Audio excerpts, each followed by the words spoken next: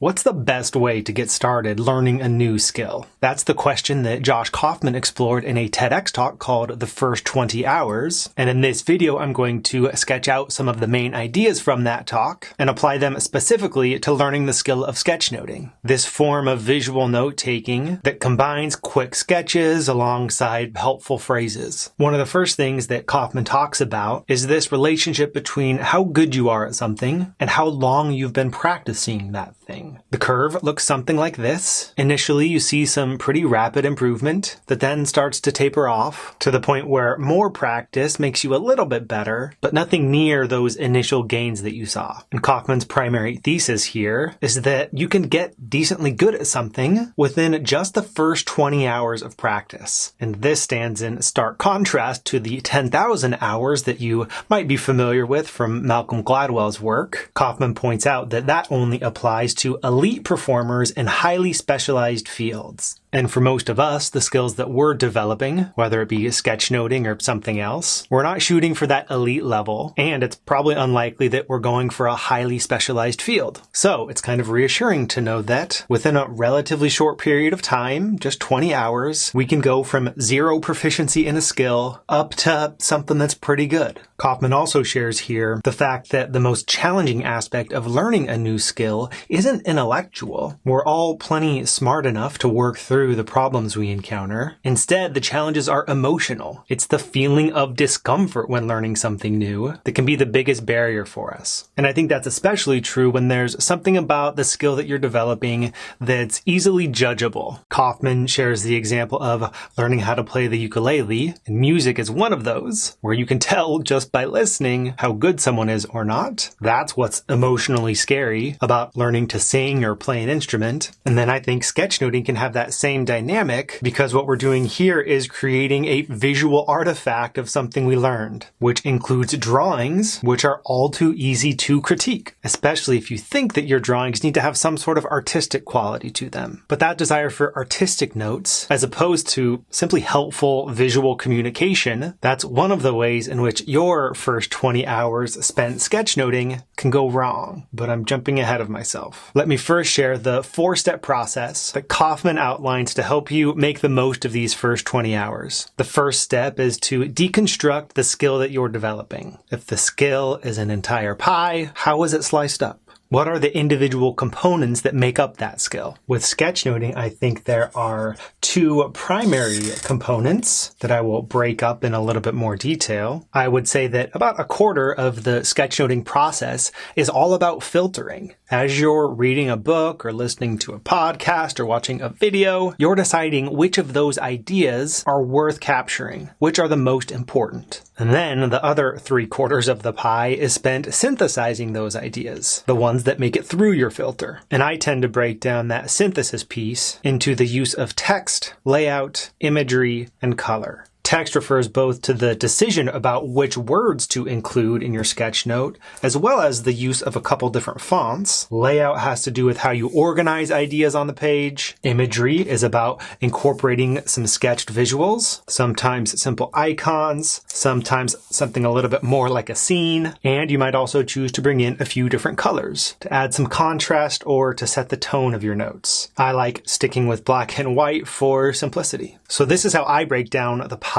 of sketchnoting. Let's move on to the second step here, which is learn enough to self-correct. So if this here is the ideal sketchnoting path, one way you might start to steer away from that path is by trying to cram too many ideas into any individual sketchnote in a way that creates clutter. The way that you can self-correct is by creating a stronger filter. Be more picky about the ideas that you choose to capture. And then on the page itself, allow for more white space. White space is the breathing room that makes it easier to navigate from one idea to the next. Another way you might veer off this path is by caring too much about looks, worrying about the artistic quality of your sketch notes, instead of focusing on how they're helping you to understand or communicate a particular idea. To course correct and get back on track, simply remind yourself of the purpose of the particular notes that you're taking. It's probably not to create a pretty picture that you can hang on the wall for others to admire. Instead, it's going to be about learning something new or working through a particular problem.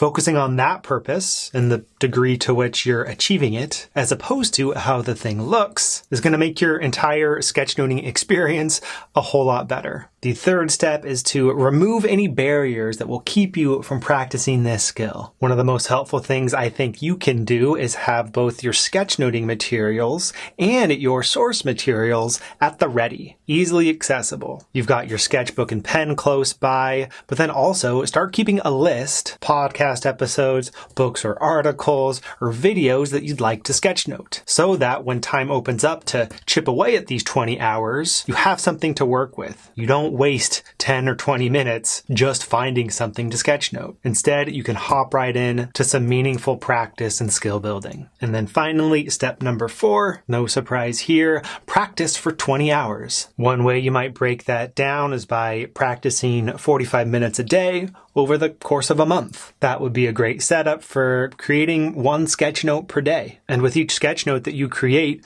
do a bit of experimenting. Play around with these 4 components that make up the synthesizing process. Try out a few different fonts. Give different layouts a try. Maybe sometimes going with the mind map. Other times, try to create a scene to anchor all of your ideas. Even something simple as a column by column approach can work really well. With imagery, start by keeping it simple, relying maybe on simple icons. Then maybe start incorporating really simple stick figures, or maybe a visual metaphor, some sort of anchor for your entire page of notes. With color, maybe start just black and white, but then try 2 colors. Maybe drawing images in one color, writing words in the other. Then maybe 3, adding a third color for the helper pieces of arrows and dividers. You can even experiment with how you filter and synthesize. I sometimes find it helpful to complete the filtering process first before I even go to this synthesis. With podcasts, for example, sometimes I'll just take bullet point notes while I'm listening, and then after I've listened to the full episode,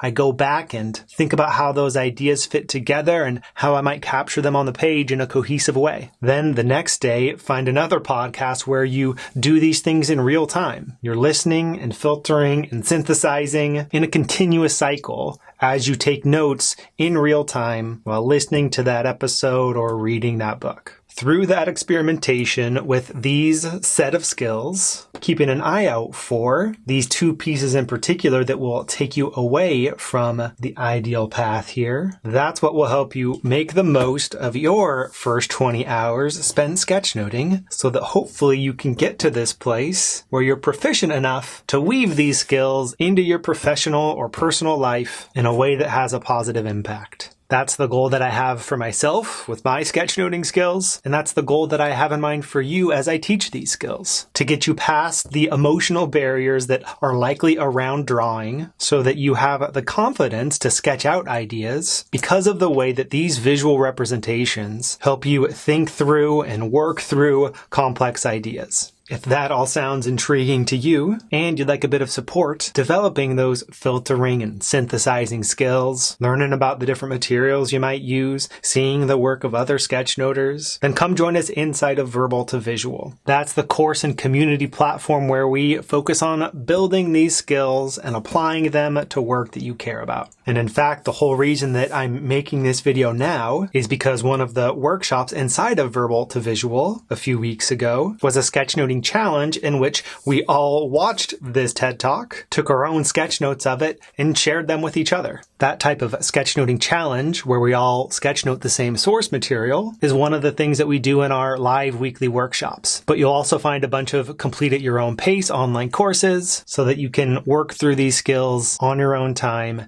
at your own pace. You can learn more and sign up at verbaltovisual.com. And in the meantime, no matter what skill you're developing, forget that 10,000 hour rule, focus on the first 20, and use these ideas from Josh Kaufman to help you make the most of those first 20 hours. I hope you've enjoyed this particular breakdown of the first 20 hours of sketchnoting, and I look forward to sharing more ideas with you next time.